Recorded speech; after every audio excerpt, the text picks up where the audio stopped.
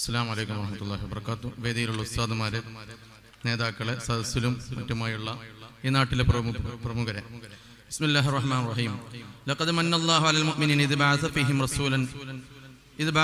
റസൂലൻ മിൻ അൻഫുസിഹിം യത്ലു അലൈഹിം ആയാതിഹി വയുസക്കീഹിം വയുഅല്ലിമുഹുൽ കിതാബ വൽ ഹിക്മ വഇൻ കാനൂ മിൻ ഖബ്ലു ലഫീ ളലാലിൻ മുബീൻ.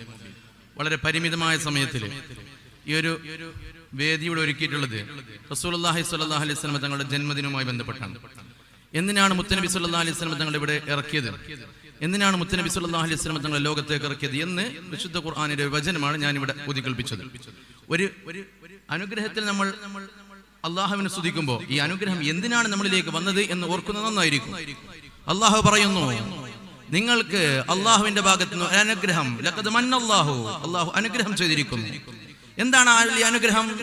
ബഅസ ഫീഹിം റസൂല, നിങ്ങൾക്കൊരു പ്രവാചകനെ നാം അയച്ചിരിക്കുന്നു. എന്താണ് ആ പ്രവാചകൻ നിങ്ങൾക്ക് വേണ്ടി അയക്കപ്പെടാനുള്ള കാരണം? യത്ലു അലൈഹിം ആയാതിഹി, അള്ളാഹുവിന്റെ ആയത്തുകൾ നിങ്ങൾക്ക് പറഞ്ഞു തരുന്നു. എന്താ ആയത്തുകൾ പറഞ്ഞു തന്നുകൊണ്ട് ഈ ചെവിയിലൂടെ കേട്ട് ഇതിങ്ങനെ ആസ്വദിച്ച് ഇതിങ്ങനെ ഉല്ലസിച്ച് ഇതിലിങ്ങനെ ഇതിന്റെ ആനന്ദം കണ്ട് ഇങ്ങനെ കടന്നുറങ്ങാനാണോ? അല്ല. വയുസക്കീഹിം, അവരുടെ ആ മനുഷ്യന്മാരുടെ ആത്മാവ് ശുദ്ധിയാക്കാൻ വേണ്ടി. ഈ ഒരു പദം, ഈ ഒരു പ്രയോഗം അടിവരയിട്ട് ആലോചിച്ച് ഇരിക്കേണ്ട ഒരു സമയമാണ് ഈ സമയം.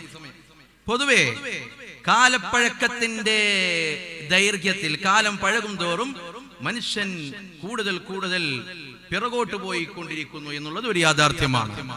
നമ്മുടെ ആത്മാവ് ശുദ്ധീകരിക്കാൻ ഈ മജ്‌ലിസ് ഉപകരിക്കുന്നുണ്ടോ എങ്കിൽ നമ്മൾ ചെലവഴിച്ച പണവും ചെലവഴിച്ച സമയവും ഉപകാരപ്രദമാണ്. അള്ളാഹുവിന്റെ മുന്നിൽ നമുക്ക് അനുകൂലമായി സാക്ഷി നിർത്തും.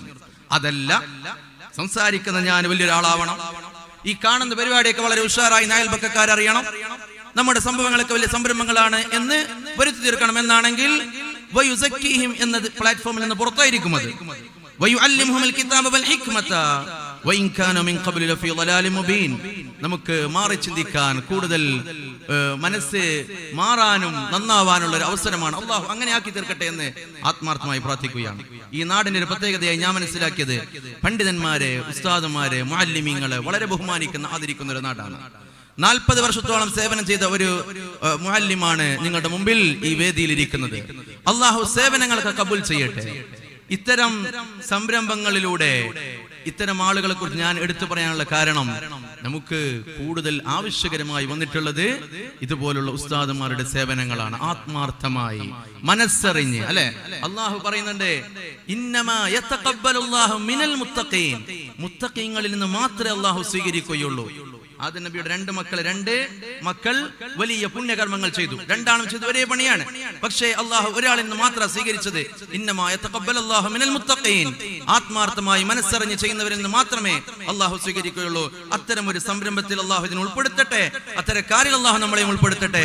ഈ പൊരുത്തത്തിലാക്കി അള്ളാഹു മാറ്റട്ടെ. വാഖിറു ദഅവാനാ അൽഹംദുലില്ലാഹി റബ്ബിൽ ആലമീൻ. ഈ സംഗമത്തിന് എല്ലാ ആശംസകളും എല്ലാ ഭാവങ്ങളും നേരുന്നു. മഅസ്സലാം, അൽഹംദുലില്ലാഹ്, അസ്സലാമു അലൈക്കും.